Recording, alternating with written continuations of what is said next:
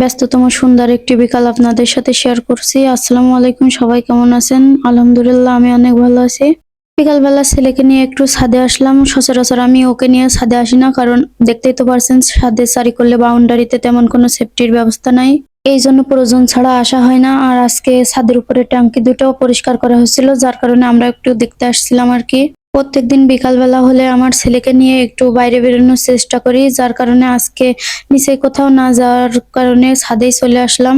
আর আজকের দিনে ছিল প্রচন্ড পরিমাণের গরম, যার কারণে ছাদের উপরে বেশিক্ষণ দাঁড়ানো সম্ভব হচ্ছিল না। আমরা কিছুক্ষণ থাকার পরে নিচে চলে আসি। নিচে চলে আসার পরে দেখলাম আমার হাজবেন্ড কয়েকটা আম এনে রাখছে, যেগুলো কাঁচা খাওয়ার জন্য বলছিল, কাঁচা মিঠা আম। কিন্তু কাটার পরে দেখলাম প্রচন্ড পরিমাণের টক একটা আম।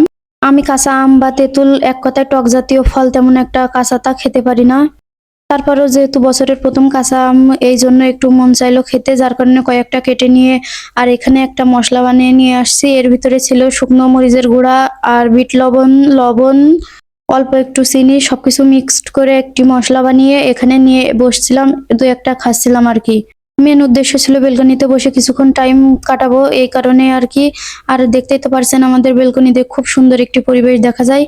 সামনে ধান ক্ষেত আর ওই পাশে কয়েকটা বাড়ি ঘরদর আছে, যার কারণে পরিবেশটা অনেক সুন্দর লাগে আর কি। বিকেল বেলাতে বেশি সুন্দর লাগে। কিছুক্ষণ বসে থাকার পরে দেখলাম আকাশটাও মেঘলা হয়ে আসছে, যার কারণে ঠান্ডা ঠান্ডা বাতাস বসছিল, অনেক সুন্দর লাগছিল। এই যে এখন যে ভিডিওটা দেখতে পারছেন, এটা করা তো একটা যুদ্ধের সমান। কেন জানেন? আমার ছেলে তো চেষ্টায় ছিল আমার এই মশলা দুটো কিভাবে নিচে ফেলে দেবে। বারণ করা সত্ত্বেও সে কথা শুনছিল না, যার কারণে আমি ওকে একটু সরাই দিছি বলে অনেক কান্নাকাটি করছিল। আমার ভিডিও করা দেখলে তার তো একটুও ভালো লাগে না। ভিডিও করা দেখলে, রান্না করা দেখলে বা ফোনে কোনো একটা কাজ করা দেখলে তার মোটেও ভালো লাগে না। আর তার ভালো লাগাকে যদি আমি প্রাধান্য দিই, তাহলে আমার সব কাজ বাদ দিয়ে তাকে নিয়ে শুয়ে থাকতে হবে কিংবা বসে থাকতে হবে, তাহলেই তাকে ভালো লাগবে।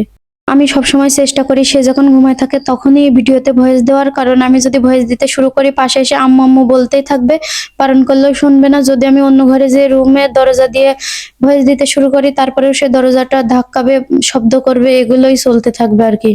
এই যে সামনে ধান ক্ষেতগুলো দেখতে পাচ্ছেন, এগুলো আর কিছুদিন পরেই পরিষ্কার হয়ে যাবে, তখন আমরা এই মাঠে অনেক সময় পার করব। বিকাল হলেই তো সবাই এসে, আশপাশের যত ভাড়াটিয়া আছে সবাই এখানে আসে, কারণ এখানে একটা খোলামেলা পরিবেশ পাওয়া যায় আর ছেলে মেয়েগুলোও খেলাধুলা করতে পারে, তার কারণে সবাই এসে এখানে আড্ডা দেয়।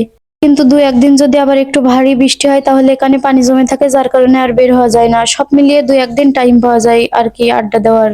সবশেষে সন্ধ্যার একটু আগ মুহূর্তে তো চলে আসলাম বেলকনিতে, এসে দেখলাম পাখিগুলো অনেক ডিম দিয়েছে। অন্যদিন ডিমগুলো আমি তুলি, যেহেতু আজকে ভিডিও করছি আমার হাজবেন্ডকে বললাম তুলে তুলে আমার হাতে দেওয়ার জন্য।